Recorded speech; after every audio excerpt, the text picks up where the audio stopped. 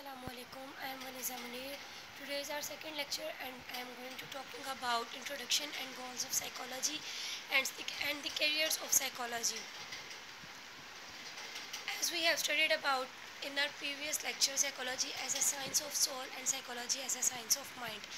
Now we have to study psychology as a science of consciousness.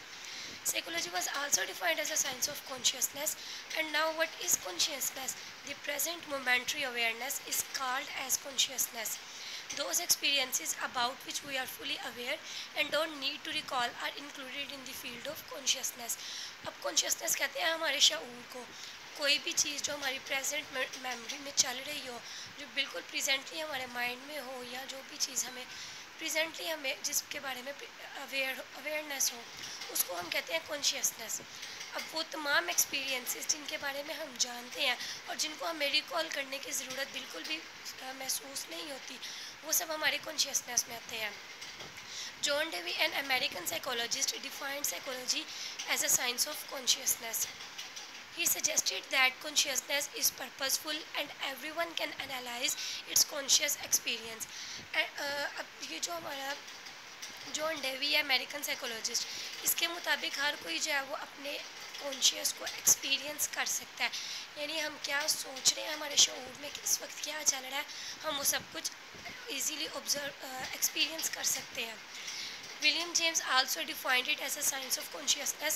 He was in a view that mind is flexible and fluid and characterized by constant change and adaptation in response to a flow of information. He called this flow as a stream of consciousness. अब William James के मुताबिक जो हमारा mind है वो flexible और fluid से भरा हुआ है।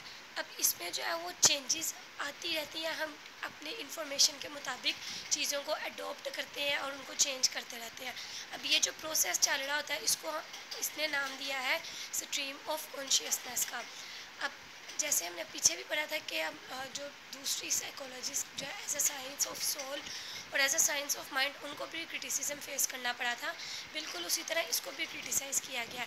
अब इसकी क्रिटिसिज्म की वजह क्या थी कि consciousness is a term which can easily be understood and difficult to make others understand. अब कॉन्शियसनेस एक ऐसी चीज़ है जिसको हम खुद तो समझ सकते हैं, लेकिन हम दूसरों को आसानी से समझा नहीं सकते। Like soul and mind, this term is as objectionable as were the previous terms which were labeled as unscientific, subjective and can't be experienced or analyzed objectively. जिस तरह से सोल और माइंड को सिर्फ इस वजह से जो है वो रिजेक्ट किया गया है कि हम वो एक अनसाइंटिफिक और सब्जेक्टिव है और उसको एक्सपीरियंस नहीं कर सकते, ना उसको हम एनालाइज कर सकते हैं, बिल्कुल उसी तरह इसको भी इसी वजह से रिजेक्ट किया जा रहा है। Small children, patients suffering from severe problems and animals can't be described or analyze their conscious experiences.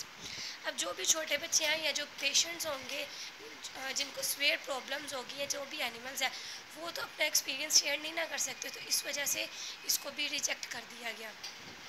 The next one is psychology as a science of behavior. What a living thing does is generally known as behavior.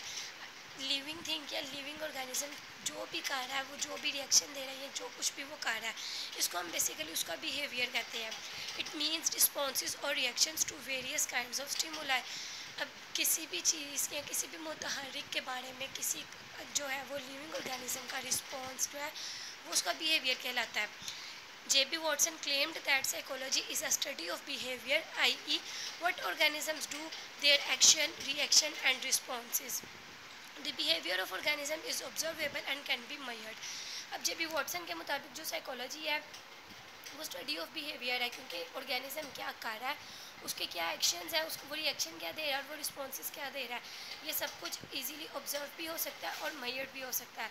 Pillsbury was the first to use this term for psychology. Thorndike, McDougall, Skinner and Pavlov are known as behaviorist psychologists. They did a lot of experiments on behavior.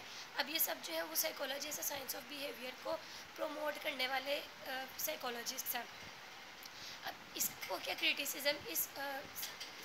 Criticism देखना पड़ा है कि behaviour seem just as mechanical process without mental process. अब इधर बात आ गई है जी कि बिहेवियर जो है वो एक मैकेनिकल प्रोसेस है, इसमें मेंटल प्रोसेस के बारे में नहीं बताया गया। Watson discarded the concept of conscious, subconscious and unconscious. Watson ने जो है वो कॉन्शियस यानी शऊर का, लाशऊर का और तहतल शऊर का जो कॉन्सेप्ट है उसको ख़त्म किया। अब कम्प्रीहेंसिव डेफिनेशन जो इसकी दी गई साइकोलॉजी की, वो कुछ इस तरह से दी गई है कि psychology is currently defined as the scientific and systematic study of behavior, both animal and human. Term behavior refers to observable actions such as eating, speaking, laughing, as well as to mental activities such as planning, thinking and imagining. अब हमारी animal है या वो human being है, हर एक का behaviour वो किस तरह से खा रहा है, बोल रहा है, हंस रहा है, इवन कि उसके मेंटल एक्टिविटीज़ के वो क्या सोच रहा है, क्या प्लान कर रहा है, वो क्या इमेजिन कर रहा है, हर चीज़ जो है वो साइकोलॉजी की स्टडीज़ में आएगी। So psychology is the scientific study of behaviour and mental processes. Psychology को हम कह सकते हैं कि हमारे मेंटल बिहेवियर और साइकोलॉजी जो है वो हमारी बिहेवियर और मेंटल प्रोसेसेस की साइंटिफिक स्टडी है। Goals of psychology. Goals of psychology में सबसे पहले डिस्क्रिप्शन आती है, फिर explanation, predict and then control. Describe the first task of psychology is to get the facts और कलेक्ट द रेलिवेंट डाटा। हम लोगों ने जिस चीज़ के बारे में बात करनी है, सबसे पहले तो हमने उस टास्क को जो है वो डिस्क्राइब करना है कि वो बेसिक स्टेटमेंट है क्या जिसके बारे में हम बात करना चाह रहे हैं, फिर उसके बाद हमने अपनी उस चीज़ को एक्सप्लेन करना है। तो description must stick to perceivable information, explanations deliberately go beyond. जो चीज़ें या जो डाटा हम लोगों ने कलेक्ट किया है उसके ऊपर स्टिक होकर उस इंफॉर्मेशन को हम लोगों ने या उसको जो है वो एक्सप्लेन करना है। उसके बाद हम लोगों ने प्रिडिक्शन करनी है। To achieve this goal measurement is necessary. Prediction करने के लिए जो भी हम लोगों ने डाटा कलेक्ट किए हैं, जो एक्सप्लेनेशन दी है, उसको हम लोगों को जो है वो मेजर करना पड़ता है कि जो है वो मेजरमेंट के बाद ही हम बता सकते हैं ना कि ये शख्स जो है वो नेक्स्ट फ्यूचर में क्या करेगा। तो जब तक हम मेजर नहीं करेंगे तब तक हम प्रिडिक्ट नहीं कर सकते। नेक्स्ट है control. Individuals behaviour can be controlled and modified with the help of prediction.